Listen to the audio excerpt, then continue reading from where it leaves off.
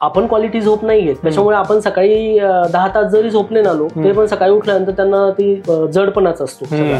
चांगली झोप होण्यासाठी काही उपाय आहेत का? रात्री झोपण्यापूर्वीचे काही उपाय आयुर्वेदात सांगितले सर. आणि जेवल्यानंतर कुठल्या गोष्टी नाही केल्या पाहिजे? आजकाल एक विचित्र ट्रेंड होत चाललाय. कॅडबरीची ऍड पण होती ती, खाने के बाद मीठे में कुछ मीठा हो जाए, खाने के बाद कुछ मीठा हो जाए. तर हे पूर्णतः चुकीचं आहे. ते प्रोटीनचे डब्बे, त्याच्यानंतर ते इंजेक्शन, ह्या सगळ्या गोष्टी केल्यानेच आपली बॉडी बनते.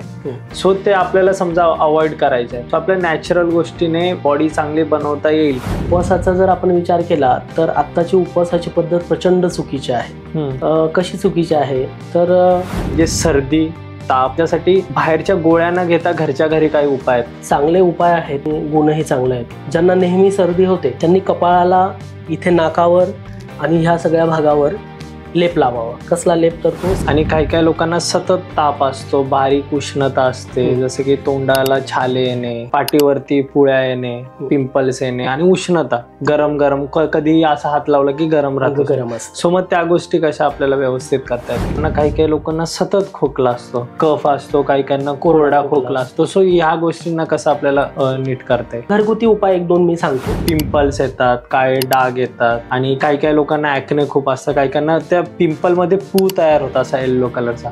सो म्हणजे बेसिकली या सगळ्या गोष्टींना आपल्या निरोगी त्वचा ठेवण्यासाठी काय केलं पाहिजे? मग आयुर्वेदामध्ये पण आपल्याला आपली हाईट जी ती वाढवता येते का, उंची वाढवता येते का? हो. म्हणजे चष्मा ज्यांना लागलाय त्यांचा चष्मा आयुर्वेदामुळे काढता येतो का? कमी वयात केस गळती चालू झाली आणि केस सफेद होत आहेत. सो याच्यासाठी आयुर्वेदामध्ये काही उपाय. आणि आयुर्वेदिक जडीबुटीने पण सर ते लोक काहीतरी एक तेल बनवलं आता सध्या खूप चालतंय, ज्याच्यानं खूप लोकांचे गेलेले केस पण रिटर्न येतात आणि ग्रोथ पण फास्ट आहे. मग हे खरं होऊ शकतं काय?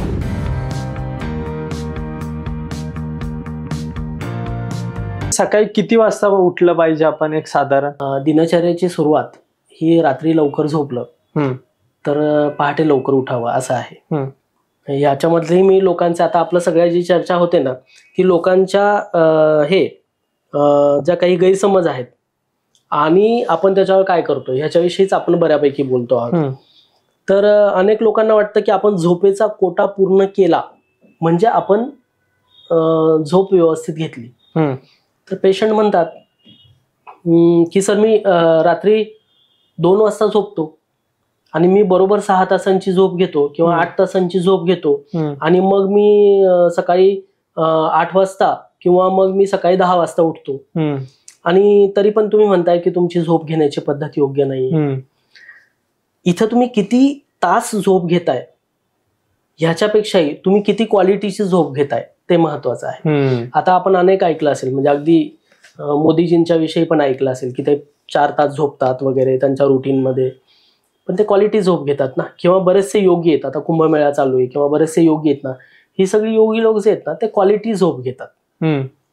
आपण क्वालिटी झोप नाही घेत, त्याच्यामुळे आपण सकाळी 10 तास जरी झोपले नालो तरी पण सकाळी उठल्यानंतर त्यांना ती जडपणाच असतो.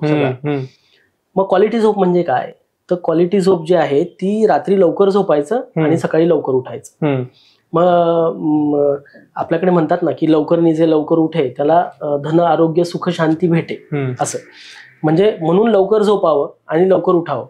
मग लवकर झोपावं म्हणजे किती? समजा आता आपण जर विचार केला की 10ला झोपलो आपण तर 6 तासांची झोप जर पकडली आपण तर जवळपास आपण 4 वाजता उठायला पाहिजे. पण तसं नाहीये. खरं तर जो सकाळी उठण्याची वेळ आहे त्याला ब्राह्म मुहूर्त असं म्हटलं जातं. ब्राह्मे मुहूर्ते उत्तिष्ठेत स्वस्थो रक्षार्थम आयुषः. म्हणजे ब्राह्म मुहूर्तावर जो उठतो म्हणजे ज्याला आपल्या आयुष्याचं रक्षण करायचंय, आयुष्य स्वस्थ ठेवायचंय, हेल्दी ठेवायचं आहे आणि ज्या व्यक्तीला पुढे काही विकार होऊ नये असं वाटतं अशा व्यक्तीने ब्राह्म मुहूर्तावर उठावं. आता ब्राह्म मुहूर्त म्हणजे काय? आता ती बरीचशी पुस्तकं पण आहेत ना, द 5 AM क्लब वगैरे अशी पुस्तकं आहेत. म्हणजे अशा मोठमोठ्या लेखकांनी लिहिलेली काही पुस्तकं आहेत की त्या लेखकांना जे काही सगळं ज्ञानाचं जे काही गोष्टी सुचल्या त्या 5 वाजता उठल्यानंतर त्यांना सुचल्या. बरोबर, ठीक आहे. त्या कशामुळे सुचतात? तर पहाटे उठलं, ब्राह्म मुहूर्त म्हणजे ज्ञानाचा मुहूर्त, ज्या वेळेला ज्ञान घेणं, ज्ञानाचं एक अबंडन्स असतो, तर तो मुहूर्त. ठीक आहे. मग हा ब्रह्म मुहूर्त म्हणजे सूर्योदयाच्या साधारण 1.5 ते 2 तास अगोदरची वेळ, त्या वेळेला उठावं आणि त्या वेळेला उठणारा नेहमी स्वस्थ आयुष्य जगत असतो. सर, आणि चांगली झोप होण्यासाठी याच्यासाठी पण काही उपाय आहेत का, की हे केल्याने आपल्याला चांगली झोप येऊ शकते असं काही? हो, आहेत ना. सगळ्यात आजकाल जो काही झोपेसाठी डिस्टर्बिंग फॅक्टर ठरतो तो मोबाईल आहे. अच्छा. लोकांचा स्क्रीन टाइम फार वाढलाय, म्हणजे प्रचंड स्क्रीन टाइम वाढलाय. बरं, आपण झोपताना म्हणजे दिवसभर मला वेळ नाही, मग मी मोबाईल रात्री झोपतानाच बघणार. आणि रात्री झोपताना ज्या वेळेला आपण मोबाईल बघतो ना, कसं आहे झोपेविषयी असं म्हटलेलं आहे की सगळ्या गोष्टींपासून मन ज्या वेळेला परावृत्त होतं, म्हणजे मन ह्या सगळ्या विषयांपासून. आता हे सगळं जे आहे आजूबाजूला, म्हणजे मी तुझ्याशी बोलतोय किंवा जे काय आहे माझ्या मनात चाललेले विचार, जेवणाचे विचार, जे काही सगळं पंच ज्ञानेंद्रियांचे आणि कर्मेंद्रियांचे गोष्टी आहेत, तर त्यापासून मन ज्या वेळेला वेगळं होतं, परावृत्त होतं, सेपरेट होतं, आणि ते मन ज्या वेळेला हृदयात जाऊन बसतं त्यावेळेला त्याला त्याचे विषय बंद झालेले असतात. आणि ते विषय बंद झाले की मग झोप यायला लागते. म्हणजे झोप येण्यासाठी क्रुशियल किंवा महत्वाचा फॅक्टर काय आहे की मन या विषयांपासून परावृत्त होणं, ठीक आहे, किंवा या विषयांपासून दूर जाणं, सेपरेट होणं. पण ज्या वेळेला रात्रीच्या वेळेला आपण मनाला विषय देत असतो, बरं, विषय पण कसले भन्नाट विषय असतात. कुणाचा तरी ऍक्सिडेंटच झालाय, कुठेतरी खूनच झालेला आहे, कुठेतरी अटॅकच झालेला आहे एखाद्या स्टारवर, म्हणजे असे वेगवेगळे विषय हँडल करता करता कुठे हसण्याचे असतात, कुठे चला हवा येऊ द्या सारखे जोक्स असतात, म्हणजे संमिश्र भावना यायला लागतात. कुठे सॅड आहे म्हणजे दुःख आहे, कुठे आनंद आहे, कुठे राग आहे, आणि अशा सगळ्या संमिश्र भावना ज्या वेळेला डोक्यात चालू असतात ना, त्यावेळेला आपल्या मनात हे सगळे त्याचे इंटरप्रिटेशन चालू असतात. मन हे कधीही हे नसतं, सेपरेट नसतं. तुम्ही जे वाचाल, बुद्धी आणि मन ही जोडी आहे, ती एकमेकांसोबतच असते नेहमी. बरोबर. तुम्ही जे वाचाल त्याला मन साक्षी आहेच, तुम्ही जे कराल त्याला मन साक्ष आहे. मग ह्या मनाला तुम्ही जर अशा संमिश्र विषयांमध्ये गुंतवून ठेवलं तर ते मन हे हायपर ऍक्टिव्ह होतं.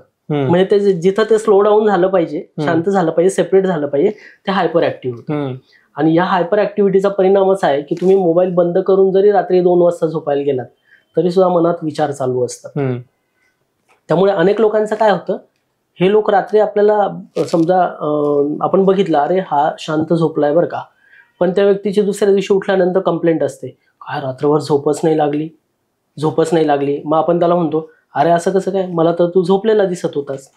अशा व्यक्तींचं फिजिकली ते झोपलेले दिसतात, बाहेरून त्यांचा जो स्वरूप आहे, अपिअरन्स आहे, तो झोपलेला असतो, पण आतून त्यांचं मन ऍक्टिव्ह असतं.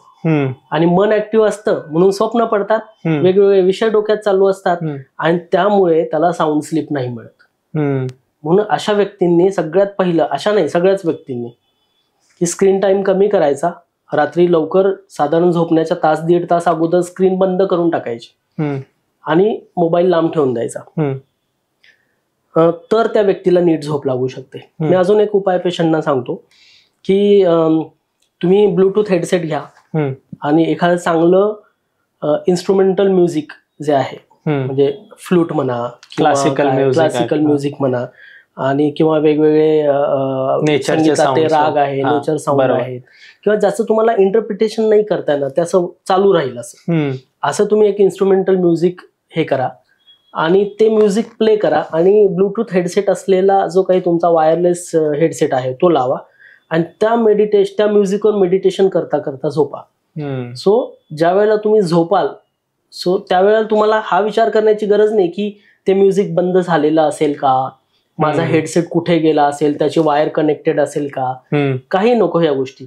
तो हेडसेट रात्री तुमच्या झोपेत तुम्ही काढून ठेवाला, आपोआपच तो मोबाईल त्याचा ते प्ले करून बंद होईल.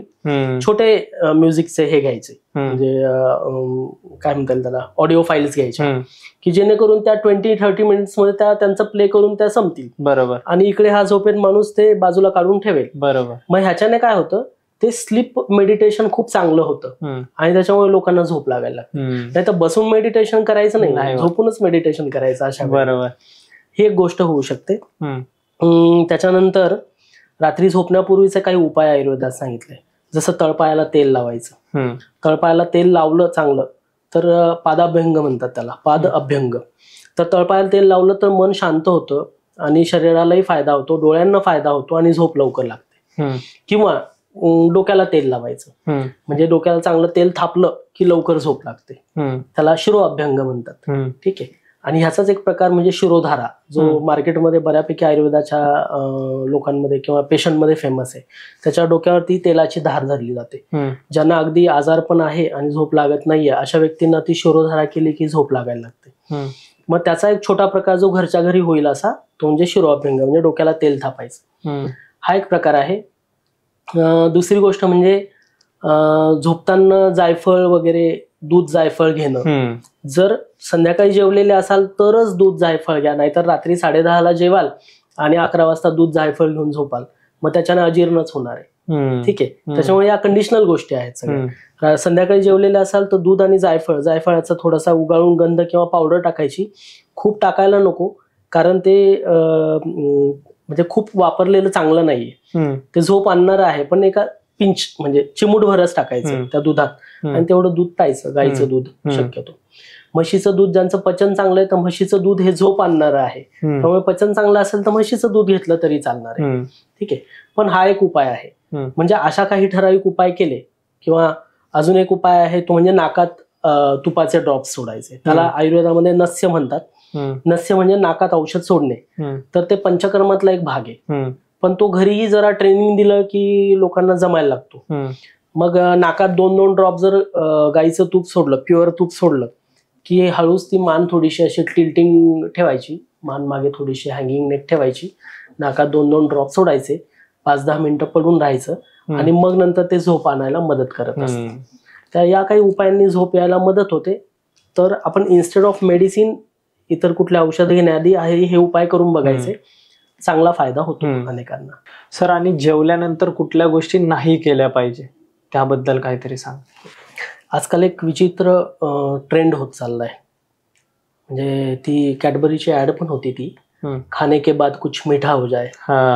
तर हे पूर्णतः चुकीचं आहे. म्हणजे आहार घेत असताना आहार जो कुठल्या चवीचा आहे त्याचा एक सिक्वेन्स सांगितलेला आहे, एक क्रम सांगितलेला आहे. त्या क्रमानेच आहार घेतला जावा. त्याच्यामुळे आहार घेताना आधी गोड खाल्लं जावं, ओके, आणि मग नंतर बाकीच्या चवी याव्यात. तर लोक काय करतात, आणि आपण आहार घेताना गोड खातो, पण ती पद्धत सध्या फक्त उपवासाच्या दिवशी उपवास सोडताना फॉलो केली जाते. म्हणजे जसं चतुर्थीला लोक आधी भात खाऊन उपवास सोडतात वगैरे. भात हा गोड पदार्थ आहे आयुर्वेदानुसार जर विचार केला तर, आणि मग बाकीचं जेवण जेवतात. पण ते तसं रुटीनच आपण असं जेवलं पाहिजे की आधी गोड आहार घ्या. ठीक आहे. जेवण हे षड्रसात्मक असावं, म्हणजे 6ही चवी जेवणात असायला पाहिजे, थोड्या थोड्या का असेल. तर त्या 6 चवींपैकी गोड किंवा मधुर चव जी आहे ती आधी जेवणाच्या आधी खाल्ली जावी आणि मग बाकीच्या चवी खाल्ल्या जाव्या. त्या थोड्याशा डिस्क्राईब करून सांगू शकतो? हा, म्हणजे मधुर अम्ल लवण. मधुर म्हणजे गोड, अम्ल म्हणजे आंबट, लवण म्हणजे खारट, कटू म्हणजे तिखट, आणि तिक्त म्हणजे कडू, आणि कषाय म्हणजे तुरट. शक्यतो कषाय म्हणजे तुरट चव आपल्या जेवणात नसते, पण काही गोष्टी ज्या आहेत त्या मुळात तुरट असतात थोड्याशा का असेना. जसं आपण म्हणू की कैरीचं लोणचं जे आहे ना त्याच्यात बऱ्यापैकी चवी येतात, पण तुरट चव पण त्याच्यात येते. आणि काही पदार्थ हे जसं आता घोसाळा आहे, दोडका आहे, याच्यामुळे थोडा तुरटपणा असतोच. त्यामुळे तुम्हाला आपल्याला जेवणात डिस्टिंक्टली एखादा तुरट गोष्ट ठेवावी अशी गोष्ट गरज नाही.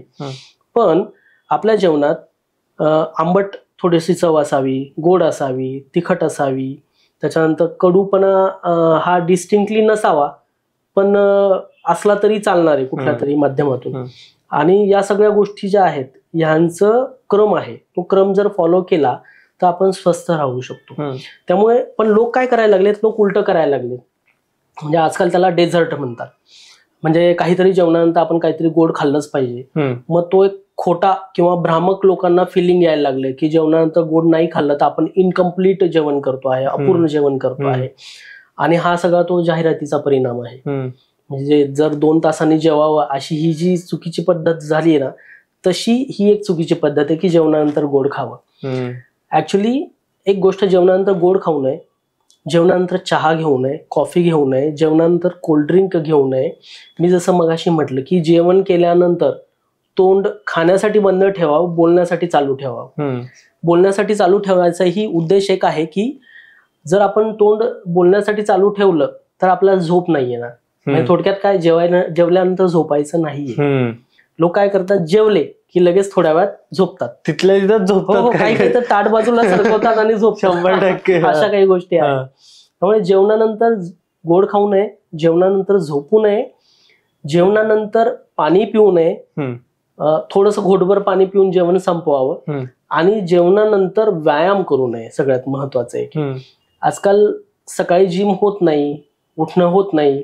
सगळ्या गोष्टी ज्या सुरू होतात ना त्या उशिरा झोपणं, उशिरा उठण्यापासून सुरू होतात. बरोबर. मग सकाळी उशिरा उठलं की सकाळी जिमचा कंटाळा येतो, मग संध्याकाळी आलो की आले की जिम करतात. काही लोक तर असे असतात की जे जेवून जिमला जातात, असे पण आहेत. किंवा जरी संध्याकाळी जिमला जात आहे तरी दुपारी 3 वाजता जेवलेलं असतं, संध्याकाळी जिम करत असतात. हे पण चुकीचं आहे. खरं तर जेवून व्यायाम करूच नये. जेवून व्यायाम केला की सांध्याचे किंवा पोटाचे वेगवेगळे विकार होण्याची शक्यता खूप असते. म्हणजे एकदम कम्प्लिटली व्यायाम हा निषिद्ध आहे. जेवणानंतर व्यायाम करू नये. पचनशक्ती बिघडते. पोटाकडचा जो ब्लड सप्लाय आहे किंवा जे पोटातले जे काही सगळे गोष्टी आहेत त्यांचा फ्लो हा शरीराच्या सांध्यांकडे व्हायला लागतो आणि त्याच्यामुळे सांधेदुखी किंवा वेगवेगळे आजार निर्माण होण्याची शक्यता असते. त्यामुळे या 4-5 गोष्टी जेवणानंतर कधीही करू नयेत.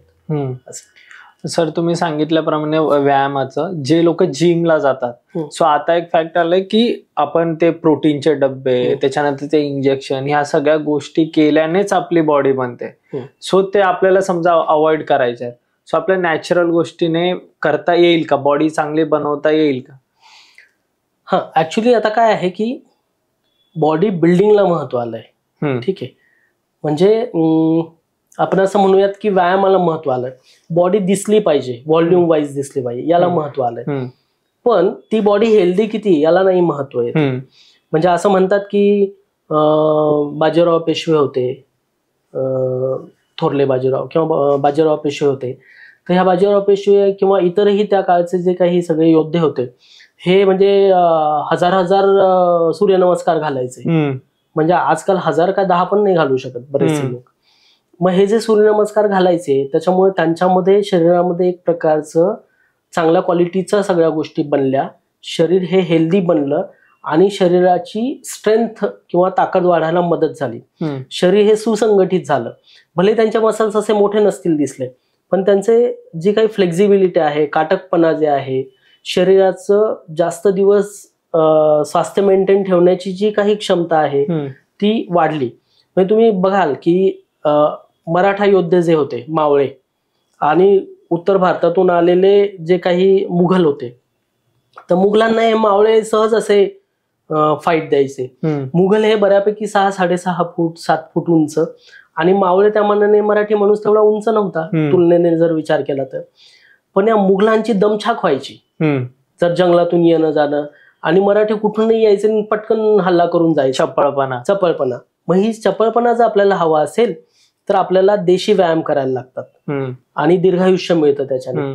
जर तुम्ही जिमचे व्यायाम केले तर तुमचं फक्त बल्क बनणार आहे. त्याच्यामुळे असं कधी बघितलं असेल की बरेचसे लोक जे आहेत ना हे बॉडी बिल्डिंग मध्ये चांगले आहेत पण ते हार्ट अटॅकने गेले. आता रिसेंट पण एक कोणाचं तरी झालं, मागेही अनेक लोकांचं झालेलं आहे. म्हणजे अगदी आंतरराष्ट्रीय लेवलचे सुद्धा लोक हार्ट अटॅकने गेले. याचा अर्थ त्यांचं शरीर नीट बनतंय का त्या व्यायामाने? तर नाही बनत आहे. मग हे जर शरीर नीट बनवायचं असेल तर आपल्याला देशी व्यायामांचा ची मदत घेणं आवश्यक आहे. आणि हे जे फूड घेतलं जातं ना ते फूड आणि इंजेक्शन्स यांचे प्रचंड साईड इफेक्ट आहेत. त्याच्याविषयी जरा अभ्यास करावा आणि अभ्यास करूनच, अर्थात ते घेऊच नये खरं तर. ठीक आहे, जे अॅनाबॉलिक स्टेरॉइड्स घेतात किंवा या स्टेरॉइडचे जे दुष्परिणाम आहेत की सांधे जे आहेत किंवा हाडं जी आहेत ती ठिसूळ व्हायला लागतात पासून अनेक दुष्परिणाम आहेत. तर हे सगळे दुष्परिणाम या लोकांच्या मागे लागायला लागतात आणि मग त्याच्यामुळे प्रचंड नुकसान होतं. ठीक. आणि सर, जे जिमला जातात सो त्यांच्यासाठी एक नॅचरल असं काय डाएट देणं की कारण जिमला जायचं असेल तर जिमला जायच्या आधी थोडं काहीतरी चांगलं खाल्लं पाहिजे, प्रोटीन युक्त किंवा ज्याच्याने एनर्जी राहील, आणि नंतर काहीतरी खाल्लं पाहिजे. सो असं काही स्पेसिफिक गोष्टी आहेत का ज्या आपण खाऊ शकतो? जिमला जाण्याच्या अगोदर खरं तर काही खाऊ नये असं आहे. जिमहून आल्यानंतर भूक लागलेली असेल त्यावेळेला व्यवस्थित आहार घ्यायला हवा असं आहे. तर अशा अनेक गोष्टी आहेत ज्या जिमहून आल्यानंतर खाऊ शकतो. ठीक आहे. म्हणजे एकतर मांसाहार ही गोष्ट आवश्यक आहे. म्हणजे अनेक लोकांचं मांसाहाराला काही हे नाहीये, म्हणजे पॉझिटिव्ह हे नाहीये. ठीक आहे. पण जिथं आवश्यक आहे तिथं आवश्यक आहेच मांसाहार. म्हणजे मी मांसाहाराचं समर्थन करतोय असं नाहीये, पण जिथं गरज आहे तिथं मांसाहार आवश्यक आहे, तिथं घेतला गेला पाहिजे. त्याच्यानंतर बऱ्याचशा अदर दॅन हे आहेत, म्हणजे अदर दॅन ते प्रोटीनचे जे डबे आहेत त्याच्या व्यतिरिक्त इतर गोष्टी ज्या आहेत, जसं आपल्या आहारामध्ये काही जे पदार्थ आहेत, जसं कोहळा आहे, म्हणजे ज्याला ग्रीन हे म्हणतात, त्याला ग्रीन गर्ड म्हणतात, म्हणजे हिरवा कोहळा वगैरे आहेत, किंवा इतरही काही ज्या बल देणारा अश्वगंधा आहे, शतावरी आहे, किंवा विदारी नावाची वनस्पती आहे. अशा अनेक ताकद देणाऱ्या वनस्पती आहेत, किंवा अनेक आयुर्वेदिक फॉर्म्युलेशन्स आहेत की जे फॉर्म्युलेशन्स किंवा जे मेडिसिन्स जे आहेत ते या गोष्टीमध्ये बॉडी बिल्डिंगला मदत करू शकतात. योग्य पद्धतीने तुपाचा वापर आहे. आता आपण जर नॉर्थमध्ये गेलो तर एक सगळ्यात जी स्ट्रॉंग जी काही कम्युनिटी आहे ते म्हणजे शीख लोक जे आहेत, तर ह्यांची बिल्ड किती चांगली असते, पण ती काही व्यायामाने खूप जिम मारल्याने आलेली असते असं नाहीये. म्हणजे त्यांनी दुधातुपाच्या पदार्थांचा यथायोग्य वापर केलेला असतो. योग्य पद्धतीने त्याचा वापर केल्यामुळे त्यांचं बिल्ड चांगली झालेली असते. मग फक्त काय उरतं की त्याला थोडंसं शेपिंग करण्याची गरज असते, ती व्यायामाने होऊन जाते. मग असं पण आहे. ठीक आहे. त्यामुळे आणि तुम्ही सांगितल्याप्रमाणे की नॉनव्हेज गरजेचं आहे, पण जे लोक नॉनव्हेज नाही खात आणि आता बरेच लोक नॉनव्हेज सोडतायत, मग त्यांचं शरीर निरोगी ठेवण्यासाठी काय करता येईल का? नॉनव्हेज खाल्लं म्हणजेच निरोगी राहील असंही काही नाहीये. ठीक आहे. आणि नॉनव्हेज खाल्लं म्हणजे आजारच होतील असंही काही नाहीये. ठीक आहे. जसं मी म्हणतो की कुठल्याही गोष्टीचं अति सर्वत्र वर्ज्य आहेत, कुठल्याही गोष्टीचं अतिरेक करू नये. ठीक आहे. त्यामुळे त्या गोष्टी आपल्याला बॅलन्स ठेवायला हव्यात. आता जे लोक नॉनव्हेज नाही खात त्या लोकांनी त्याला रिप्लेसमेंट म्हणून काय घ्यावं अशी काही गरज नाहीये. तुमचा रोजचा आहार जरा बॅलन्स असेल. आता बरेचसे लोक आहेत, ब्राह्मण आहेत किंवा जैन लोक आहेत किंवा वाणी समाजातले लोक आहेत जी बऱ्यापैकी नॉनव्हेज नाही खात. मग हे लोक काय हेल्दी नाहीयेत का? हे लोक दीर्घायुष्य जगत नाही का? जगतात हे लोक, किंवा दीर्घायुष्य मिळतं त्यांना. तर मग अशा वेळेला आपण त्याला नॉनव्हेजला पर्याय शोधण्याची गरज काय? आपण जे खाऊ ते चांगल्या क्वालिटीचं जेवण जेवूयात. ठीक आहे. पोळी आहे, भाजी आहे, किंवा चपाती म्हणजे गहू आहे, इवन अगदी बाजरी, ज्वारी या गोष्टी सुद्धा खूप हेल्दी गोष्टी आहेत. मूग चांगला आहे.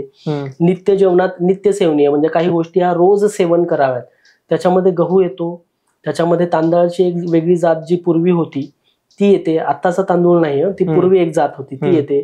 त्याच्यानंतर मुगाचा वापर नित्य व्हायला हवा, लोण्याचा वापर केला जायला हवा.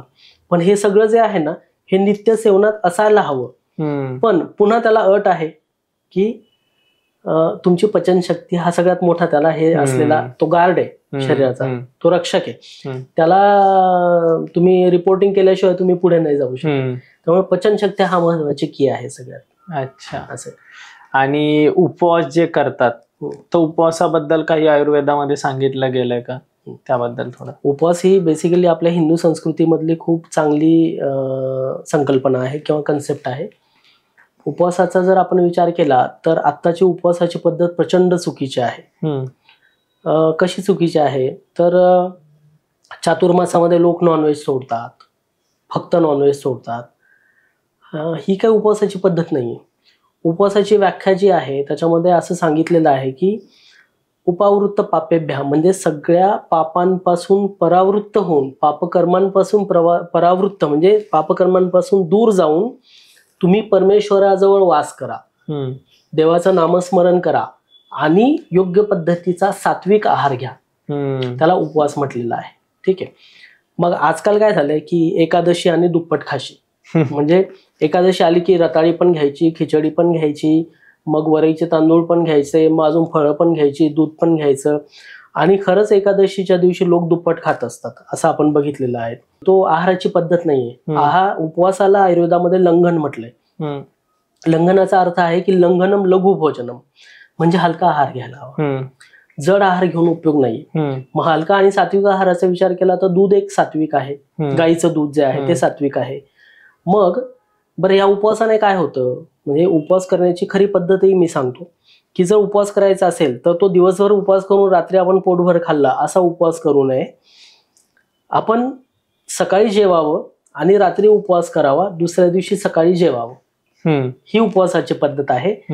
पण ही कोणीच फॉलो नाही करत.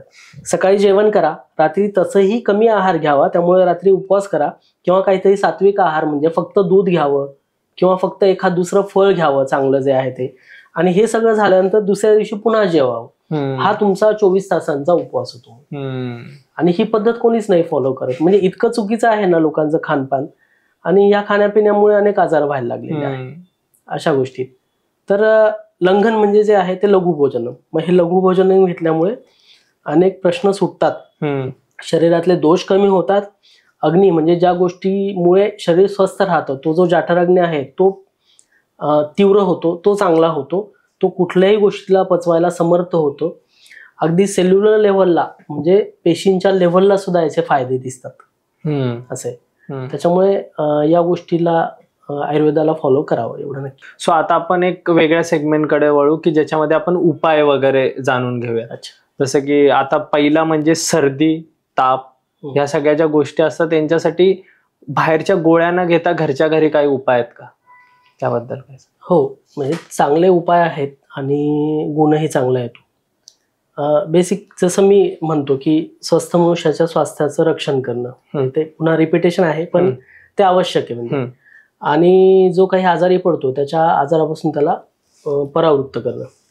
मग आता डॉक्टरकडे जाण्याची गरज नको पडायला, यासाठी प्रिव्हेन्शन महत्वाचं आहे. बरोबर. मग सर्दी का होते वारंवार? रात्री जागरण आणि रात्री झोपताना पाणी पिणं, जेवणानंतर खूप पाणी पिणं, किंवा सकाळी उठल्यावर खूप पाणी पिणं, ही सर्दीची वेगवेगळी कारणं आहेत. म्हणजे अशी फार सिलेक्टेड, किंवा काही लोक दही खातात खूप, दही हे पण सर्दीचं कारण होतं. दह्यामुळे पायावर सूज येते, सर्दी होते, अशा अनेक गोष्टी दह्यामुळे होत असतात. म्हणजे बेसिकली या गोष्टी खाण्यापासून किंवा करण्यापासून प्रिव्हेन्शन करणं हा सर्दी थांबवण्याचा पहिला उपाय आहे. ज्यांना जुनाट सर्दी आहे, जुनाट सर्दी म्हणजे लोकांना वर्षानुवर्ष सर्दी असते, वर्षानुवर्ष ते अँटी अलर्जिक त्या छोट्या छोट्या सिट्रिझिन, लिओसिट्रिझिन अशा गोळ्या घेत असतात. आजकाल अजून काही नवीनही औषधं आलेली आहेत ती घेत असतात. पण गोळ्या घेतल्या तेवढ्या पुरती सर्दी थांबते, पुन्हा सर्दी सुरू होते, आणि असे दीर्घकाळ त्यांना वर्षानुवर्ष सर्दी असते. पण ह्या लोकांच्या ज्या बेसिक गोष्टी आहेत की ज्या बेसिक सवयी आहेत आहार विहाराच्या, त्याच्यावर कोणी फोकसच केलेलं नसतं. त्याच्यामुळे आमच्याकडे येणाऱ्या अनेक पेशंटपैकी बरेचसे पेशंट हे या सर्दीच्या पॅटर्नचे पण येतात. त्याला अलर्जिक सर्दी म्हणतात लोक, अलर्जिक रायनायटिस, अलर्जिक सर्दी, अशा कंडिशनचे लोक येतात.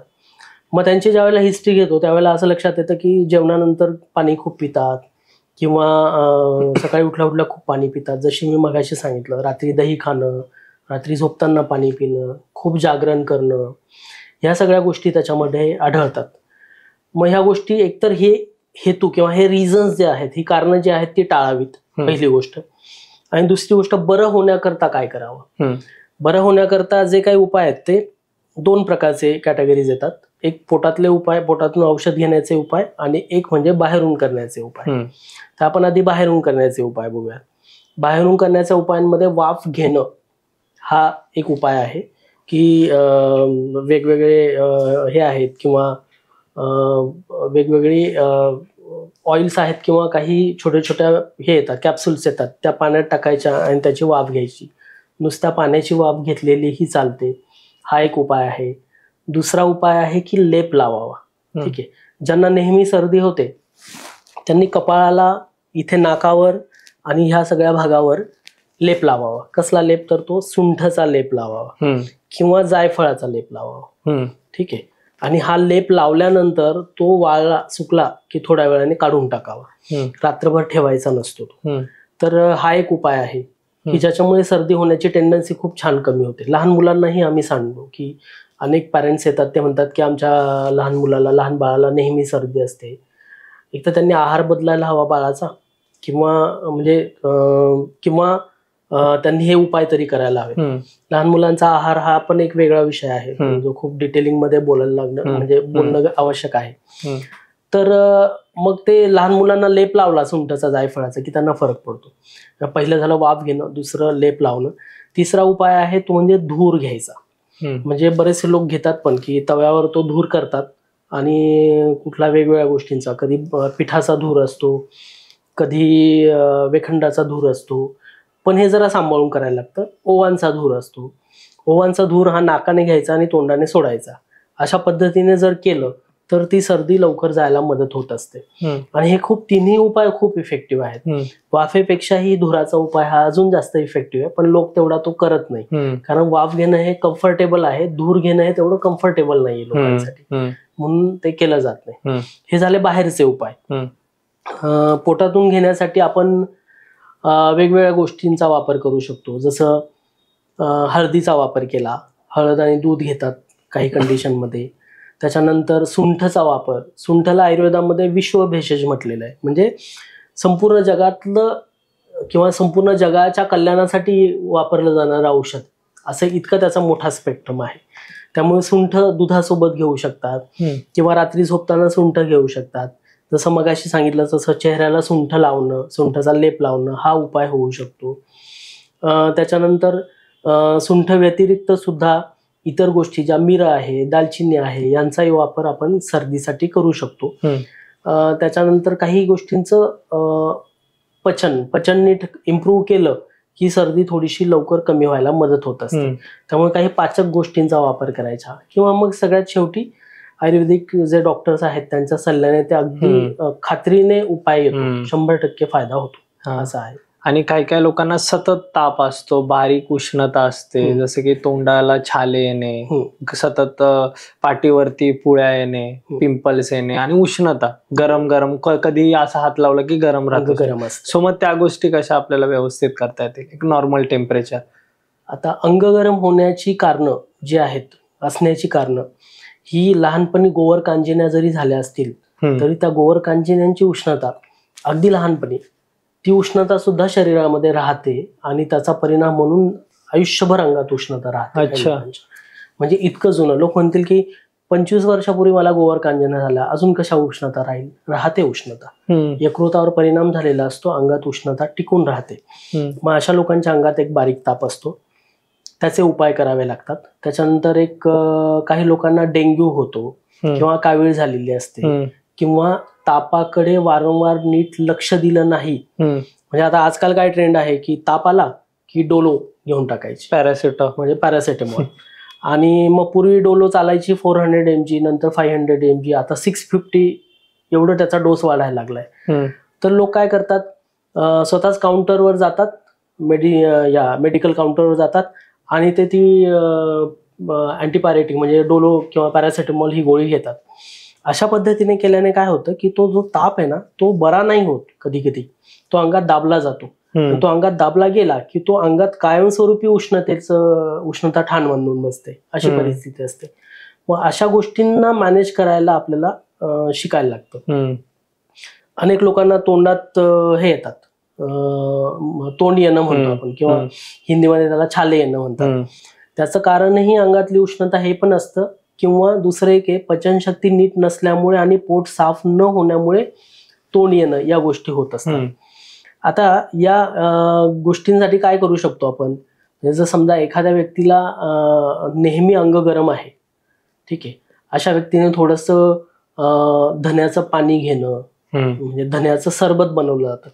धने थोडेसे रगडायचे लाटण्याच्या मदतीने आणि त्या चमचाभर धने घ्यायचे आणि ते धने साधारण 1 कप पाण्यात ते धने भिजत घालायचे आणि ते रात्रभर भिजत घातले तरी चालतात.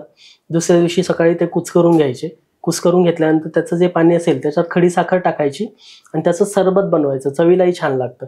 ते सरबत घेतलं तरी सुद्धा अंगातली उष्णता कमी व्हायला मदत होत असते. त्याच्यानंतर हे दाढी मावलेह नावाचं एक औषध आहे की जे उष्णता कमी करतं. उंबर सारखे जे काही हे आहेत, जे थंड वृक्ष आहेत, त्यांची पानं आहेत किंवा उंबराचं पाणी पण मिळतं. ते उंबराच्या मुळापासून काढलेलं पाणी हे उष्णता कमी करतं. ऊसाचा रस हा उष्णता कमी करतो. कोकम सरबत उष्णता कमी करतं. गुलकंद उष्णता कमी करतो. मोरावळा बनवून ठेवायचा. मोरावळा खूप चांगली उष्णता कमी करतो. गुलकंदही बनवायचा, स्वतःच बनवायचा. गावठी गुलाब असले पाहिजेत. मोरावळा बनवायचा. मोरावळ्यानेही खूप उष्णता खूप चांगली कमी होते. असे काही उपाय केले की ज्याच्यामुळे उष्णता चांगली कमी व्हायला मदत होत असते. बरोबर. असं सर्दी, ताप आणि तिसरा आहे तो मेन म्हणजे खोकला. लोकांना काही लोकांना सतत खोकला असतो. म्हणजे काहींना जेवण झाल्यावरती खूप वेळ खोकला येतो. कफ असतो, काहींना कोरडा खोकला असतो. सो ह्या गोष्टींना कसं आपल्याला नीट करता येईल? आता विशेषतः कोविड नंतर असं आढळतंय की खोकला लवकर बरा होत नाही.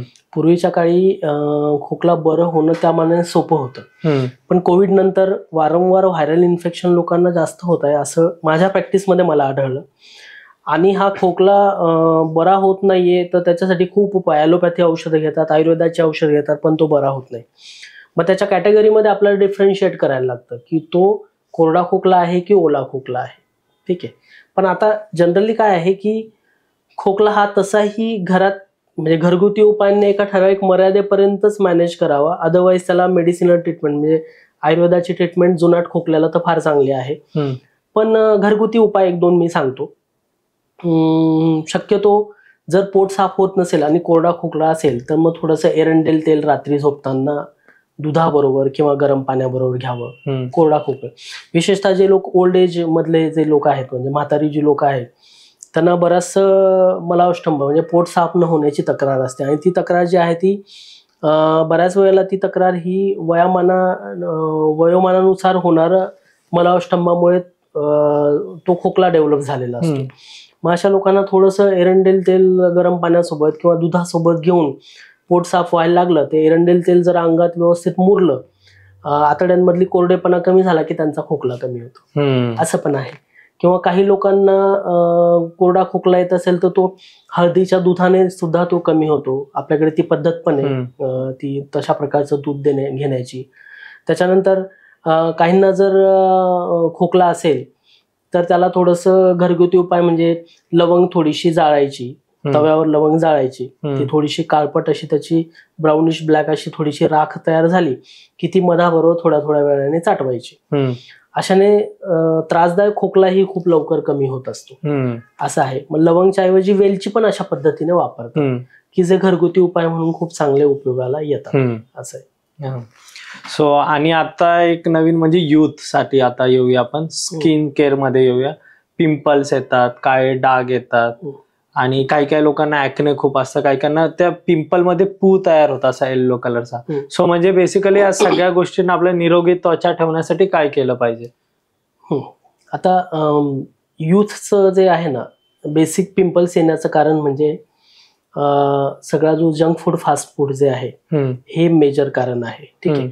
नो डाऊट की या पिंपल्सला आयुर्वेदात तारुण्य पिटिका असं म्हटलेलं आहे. मग तारुण्य पिटिका म्हणजे या तरुण वयात त्या येणारच आहेत, पण त्या म्हणजे त्यांना हँडल कसं करायचं, त्यांना मॅनेज कसं करायचं.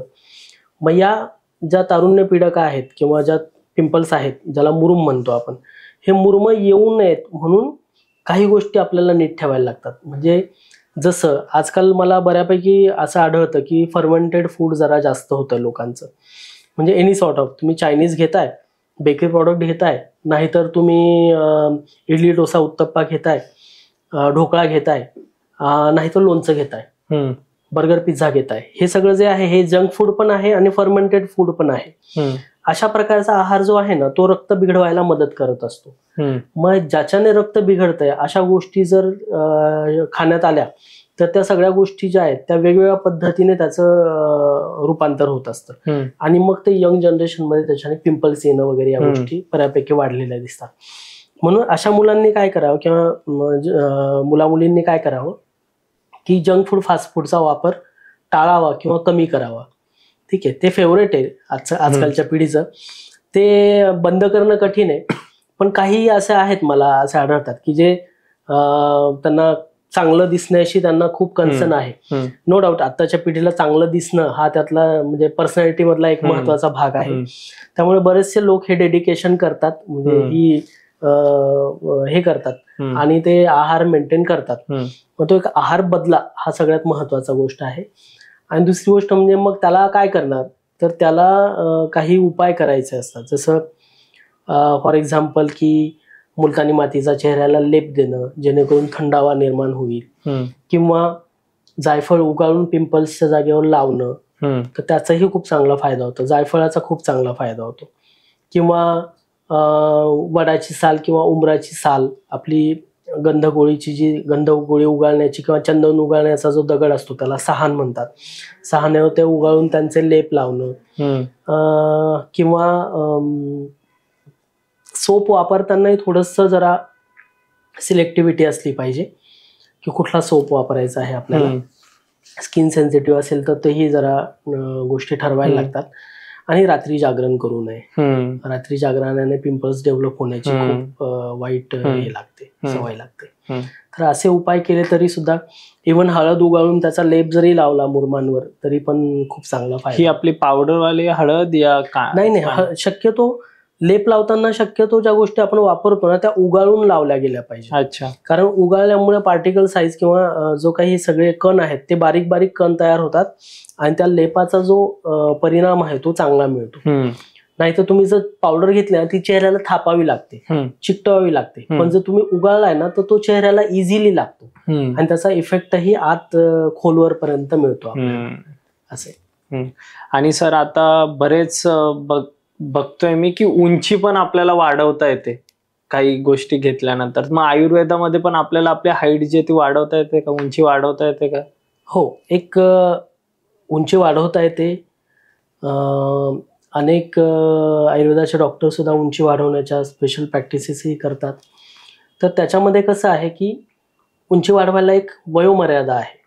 ती वयोमर्यादा मुलींच्या बाबतीत जरा अलीकडची आहे, मुलांच्या बाबतीत थोडीशी जरा उशिरापर्यंतची आहे. पण शक्यतो आयुर्वेदात असं सांगून ठेवलं की 16व्या वर्षापर्यंत बालवय आहे असं, आणि त्याच्या पुढे जे आहे ते मग तारुण्य निर्माण किंवा मध्यम वय यायला लागतं.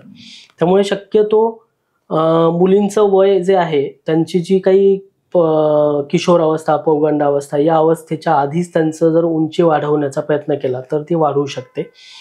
मुलांचंही तसंच आहे. फक्त मुलांचं जे काही हाडांचं जे काही आधी ते सॉफ्ट स्वरूपात असतात हाडांचे जे काही एंड्स आहेत आणि नंतर ते कठीण होत जातात, मग फायनल बोन्स तयार होतात. मग अशा वेळेला जर ते योग्य वयापर्यंत मुलांना जर औषधं दिली तर उंची वाढवता येऊ शकते आणि त्याचे रिझल्टही चांगले येऊ शकतात. मग त्याच्यामध्ये अनेक गोष्टी आहेत. व्यायाम आहे, आहार आहे आणि औषध आहे. अशा तीन गोष्टींच्या मदतीने उंची वाढवता येते म्हणजे करता येतं. पण अगदीच कोणी म्हटलं की आमचा मुलगा 20 वर्षाचा आहे त्याची उंची वाढवा, नाही शक्य नाही. ठीक आहे, साधारण एक 17-18व्या वर्षापर्यंत, मुलींच्या बाबतीत 15-16व्या वर्षापर्यंत वगैरे उंची वाढवता येऊ शकेल. असे येतात पेशंट, त्यांची उंची वाढते. आणि सर अलीकडे ना चष्मा लागणं खूप जास्त प्रमाण वाढलेलं आहे. म्हणजे चष्मा ज्यांना लागलाय त्यांचा चष्मा आयुर्वेदामुळे काढता येतो का किंवा कमी करता येतो का? चष्मा लागण्याचं कारण म्हणजे स्क्रीन टाइम फार वाढलाय कंटिन्युअस. आणि एक गोष्ट अजून एक लक्षात येते की पूर्वीच्या काळी ना खूप प्रकाश नसायचा, म्हणजे अगदी प्रकाशित सगळ्या गोष्टी नसायच्या. आता इतके तीव्र लाईट यायला लागलेत ना, म्हणजे इव्हन आता आपण जे शूट करतोय ते पण तीव्र लाईटच आहे एक प्रकारचा. म्हणजे ह्या ज्या लाईटची तीव्रता आहे ना, तर ह्याला म्हणजे पूर्वीच्या काळी ते दिव्य प्रकाश असं म्हणायचं, म्हणजे तीव्र लाईट, तीव्र प्रकाश. तर तो तीव्र प्रकाश पूर्वी नव्हता, त्यामुळे थोडंसं नंबर लागण्याचं प्रमाण, चष्म्यांचं प्रमाण कमी होतं. पण आता तुम्ही त्या स्क्रीन जी आहे तिचंच किती रेडिएट होतं लाईट आणि सगळं जर बघितलं तर ज्यांचा स्क्रीन टाइम आता छोट्या छोट्या मुलांपासून, लहान वयापासून त्यांना लॅपटॉप लागताय किंवा वेगवेगळे डिव्हाइसेस लागतायत आणि त्या डिव्हाइस शिवाय त्यांचं म्हणजे कोविडमध्ये मला लक्षात आलं की ज्या वेळेला मुलं घरून अभ्यास करत होती त्यावेळेला सगळ्यांना ते हे दिले गेले, टॅबलेट दिले गेले आणि त्या टॅबलेट नंतर मुलांचे चष्मा लागण्याचं प्रमाणही वाढलं. ठीक आहे, मग पण आता ठीक आहे, आता हे बदलतं जग आहे, त्याच्यानुसार आपल्याला ऍडजस्ट केलं पाहिजे. पण शक्यतो होता होईल तेवढं स्क्रीन टाइम कमी करायचा आणि डोळ्यांचे वेगवेगळे व्यायाम करायचे. स्क्रीन टाइम किंवा स्क्रीन बघत असताना थोडीशी नजर वेगवेगळ्या ठिकाणी आपल्याला ती फिरवत राहिली पाहिजे, म्हणजे एकाच ठिकाणी फोकस्ड असं हे नको. त्याच्यानंतर रात्री झोपताना काही उपाय, आयुर्वेदामध्ये काही प्रकारची मेडिकेटेड ऑइल्स आहेत, तेलं आहेत, जी तेलं डोळ्यात घालून झोपलं तर डोळ्यांना सुदिंग इफेक्ट मिळतो आणि नंबर कमी व्हायला मदत होत असते. ज्यांना हे तेलं घालणं शक्य नाहीये त्यांनी प्युअर खोबऱ्याचं तेल, म्हणजे खोबऱ्याचं तेल म्हणजे काय, जे एडिबल ऑइल आहे किंवा घरी खोबऱ्याचं तेल काढावं, खोबरेल तेल म्हणतो आपण त्याला, घरी तेल काढावं खोबऱ्यापासून. त्याच्या सगळ्यांच्या प्रोसिजर युट्यूबवर मिळून जातील, ठीक आहे. आणि ते जे तेल असेल खोबऱ्याचं ते तेल डोळ्यात घालावं, ठीक आहे. म्हणजे बाकी ब्रँडेडचे तेल ही काही ऑथेंटिक तेलं नाहीये, तर खोबऱ्याचं तेल डोळ्यात 2-2 ड्रॉप वगैरे घालावं. त्याच्याने डोळ्यांना खूप सुदिंग इफेक्ट मिळतो. आणि असे बरेचसे केसेस आहेत की ज्यांच्यामध्ये डोळ्यांचा नंबर नॉर्मलला आणलेला आहे, एवढं नक्की आहे. आता तेलावरनं, खोबरेल तेलावरनं कळालं की लोकांना आता केस फार लवकर लवकर गळत आहेत, कमी वयात केस गळती चालू झाली आणि केस सफेद होत आहेत. सो याच्यासाठी आयुर्वेदामध्ये काही उपाय आहेत? हो, आयुर्वेदामध्ये बऱ्याच गोष्टींना खूप चांगले उपाय आहेत. आणि हा पण डॅन्ड्रफ पण, हो, हा पण त्यातला एक महत्वाचा फॅक्टर आहे की बऱ्याचशा मुलांना काय होतं ना की तेल लावायला आवडत नाही, पण अगदी स्पष्ट झालंय की जो डोक्याला तेल लावेल त्या व्यक्तींचे केस हे दीर्घकाळ राहतील, म्हणजे न केशापतंती, म्हणजे केस गळणारच नाहीत अशा लोकांचे. पण आताची पिढी तेलच लावत नाही. माझं असं म्हणणं आहे की नका दिवसभर तेल लावू, पण वीकली ट्वाईस तरी तुम्ही डोक्याला, स्काल्पला तेल लावा, केशाच्या मुळांना तेल लावा, आणि मग नंतर नेक्स्ट डे तुम्ही हवं तर वॉश करून टाका, पण रात्री तेल लावा, सकाळपर्यंत ठेवा. जे लोक हे म्हणजे जे पर्सन्स किंवा जी व्यक्ती तेल लावेल केसांना त्या व्यक्तींना डॅन्ड्रफही नाही येणार आणि त्यांचे केसही जास्त गळणार नाहीत. आणि मग ऍडिशनल फॅक्टर आहेतच, लोणचं खूप खाल्लं की अतिशय तिखट आणि आंबट आणि खारट असा पदार्थ आहे, केस पांढरे होण्याचे चान्सेस खूप आहेत. आजकाल खारटपणा वाढलेला आहे. बऱ्याचशा वेळेला जेवताना आपण किंवा बाहेरचं जेवण जेवत असू तर त्याच्यामध्ये ऑफकोर्स टेस्ट एनहान्सर किंवा टेस्ट चांगली यावी म्हणून खारटपणा असतोच. सगळी फास्ट फूड आणि जंक फूड मधला जर विचार केला तर ते थोडेसे खारट असतातच, किंवा त्याच्यात क्षार असतात. क्षार म्हणजे काय, आता अजिनोमोटो आहे, म्हणजे मोनोसोडियम ग्लुटामेट, जे चायनीज मध्ये वापरलं जातं, किंवा बेकिंग सोडा आहे, हे सगळे जे आहेत हे क्षारीय पदार्थ आहेत. म्हणजे या सगळ्या पदार्थांचं, किंवा मीठ आहे, या पदार्थांचा जर जेवणात वापर वाढला तर केस गळतील, केस पांढरे होतील आणि ते प्रचंड डॅमेज होतील केस. आणि सगळ्यात महत्वाचं म्हणजे असे पदार्थ खायला लागला की एजिंग पण फास्ट होणार, म्हणजे तुमचं वय पण फटाफट वाढणार, तुम्ही कमी वयातच म्हातारे होणार. असे पण या पदार्थांचे दुष्परिणाम. आता याच्यावर कळालं सर, अजून याचे काय उपाय करता येतील? उपाय म्हणजे काय, घरगुती उपाय म्हणजे केसांना तेल लावणं, तेही चांगल्या क्वालिटीचे ऑइल. म्हणजे तुम्ही ब्रँडेड ऑइल घेऊ नका, याचं कारण असं, मी ब्रँडची नावं नाही घेत आता, पण ब्रँडेड ऑइल मध्ये मिनरल ऑइल असतं. मिनरल ऑइल म्हणजे काय, क्रूड ऑइल जे असतं ना, म्हणजे खनिज तेल आहे ना, त्याच्यापासून सेपरेट केलेलं केमिकल वालं ऑइल असतं ते. आणि ते आपण बघतो ना अनेक ब्रँडची जाहिरात की चिपचिपा तेल नाहीये असं, तर तेल आहे ना तिथं स्टिकीनेस असतोच. तुम्ही जर चिपचिपा नाहीये म्हटलं ना तर तुम्ही कुठलं तरी वेगळं तेल वापरता, आणि ते वेगळं तेल म्हणजे मिनरल ऑइल.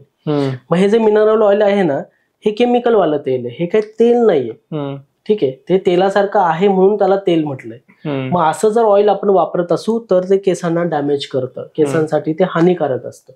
म्हणून किमान जर खोबरेल तेल, आता साऊथ मध्ये जर आपण गेलं, केरळी लोकांचं बघा, तर केरळी लोकांचे केस किती दाट असतात. तिथल्या महिलांचं जर केस बघितले तर दाट प्रचंड, म्हणजे इतके सुंदर केस असतात. ह्याचं कारण असं आहे की ते रोज तेल लावतात. तिकडे असं लोकांना वाईट नाही वाटत की तेल लावल्यामुळे माझे कपडे खराब होत आहेत किंवा माझे केस चिपचिप दिसत आहेत. तिकडे तसं नाहीये, ते लावतात, त्यांचे ट्रेडिशन आहे, ते ट्रेडिशन जपतात. आपण तेल लावलं पाहिजे तरच आपले केस नीट राहणार आहे. आणि आयुर्वेदिक जडीबुटीने पण सर ते लोक काहीतरी एक तेल बनवलं आता सध्या खूप चालतंय, ज्याच्यानं खूप लोकांचे गेलेले केस पण रिटर्न येतात आणि ग्रोथ पण फास्ट आहे. मग हे खरं होऊ शकतं काय गोष्टी? ते थोडंसं मार्केटिंगचा हे आहे, तो मार्केटिंग गिमिक आहे ते. पण ऍक्च्युली काय आहे की योग्य पद्धतीने जर योग्य वेळेत जर गोष्टी केल्या तर केस चांगले प्रोटेक्ट करू शकतो आपण केसांना, ठीक आहे. बरं, बाकी राहिला प्रश्न की ब्रँड की ऍडव्हर्टाईज वगैरे, ऍडव्हर्टाईजवर किती विश्वास ठेवायचा हा ज्याचा त्याचा प्रश्न आहे शेवटी, असं कारण ती जाहिरात आहे ना शेवटी, असं.